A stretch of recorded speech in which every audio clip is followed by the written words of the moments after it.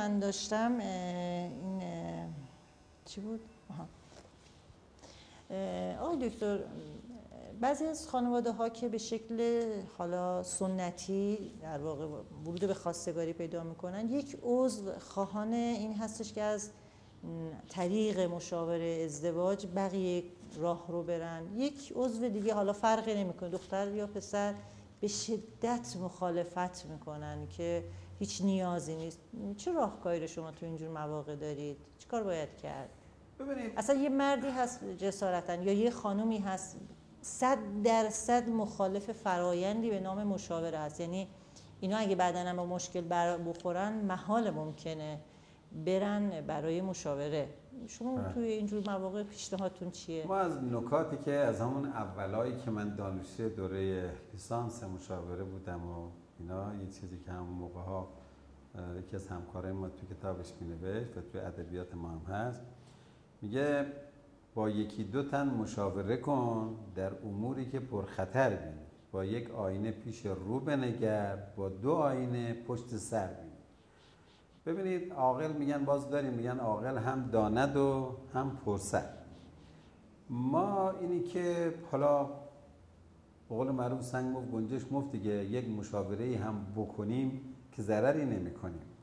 البته در انتخاب مشاور قطعا باید دقت بکنیم، چون شما خودتونم میدونید که ما میتونه در رشته ما در روان درمانی و کارهای مشاوره‌ای میتونه اگر کار ناشیانه صورت بگیره یه وقت مشکلی هم بشه. ولی خب غالبا اینجوری نیست. حالا انتخاب میشه و افرادی که صلاحیت دارن پروانه میگیرن.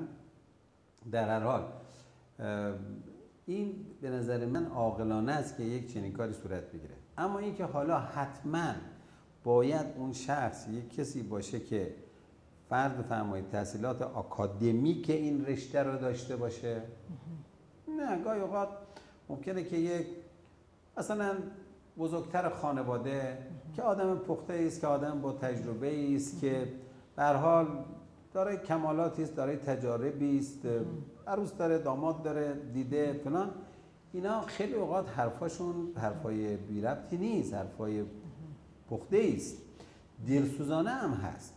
ما خیلی وقتا همین ازدواج‌های سنتی رو که می‌بینیم موفقه، خب همین افراد خانواده، همین بزرگترها، همین ریش‌سفیدترها، اینا دقت کردن در اینکه مثلا فرض بفرمایید این دامادشون، این کسی که میخواد با دختر اینا ازدواج بکنه، این کیه، چیه، چه جور آدمیه، و یک رسمی که در گذشته ها بوده و به نظر من حالا با توجه به اون شرایط که قطعاً خوب هم بوده، همین پرسجویی بوده که میکردن درباره این آدم، ببینیم این کیه، چیه، این چه کاره است، پدرش کیه، مادرش کیه، تو خانواده اینا اعتیاد هست نیست، نمیدونم راه راست میرن، راه ناراست میرن، اعتقاداتشون حالا هرچی اظهار میکنن.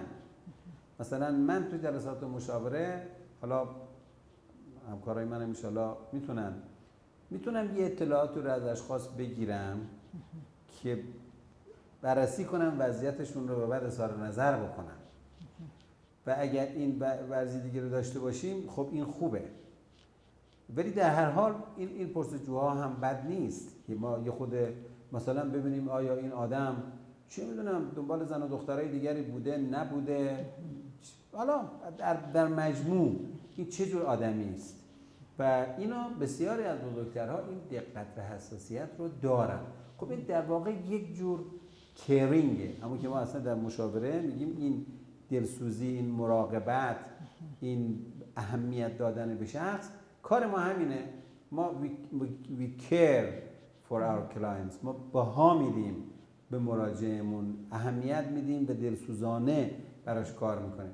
خب برای یه بزرگتری هم اگه که دلسوزانه وضعیت فرد رو بررسی میکنه و میاد میگه که حالا این آدم اینطور اونطور به دردت میخوره نمیخوره، یا خیلی وقتا یه پدری ممکنه که با این داماد بالقوه یک چیزی شبیه به اون مشاوره ما بکنه، بیاد بشینه بگه پسر جان تو چیکار میکنی، چیکار کردی، کجا بودی، کی هستی، چی هستی، فلان هستی. و خیلی وقتا تو جلسات مشاوره حالا نه با اون شکلی که اون پدر بزرگ انجام میده، ولی ما هم به بسیاری از مسائل دقت میکنیم، حالا اونم میاد به یه مسائلی دقت میکنه. حالا منظورم اینه که میخوام بگم در هر صورت اینی که ما از تجربه دیگری استفاده بکنیم. حالا این دیگری هر کی میخواد باشه، یه آدم پخته تری در خانواده باشه یا یک مشاوری باشه که در کارش صاحب نظر هست. به نظر من این کار حسنه که عیب نیستش. نظر من. متشکرم آقای دکتر، خیلی محبت کردی، وقت گذاشتید. دست شما درد نکنه. خواهش می‌کنم. منم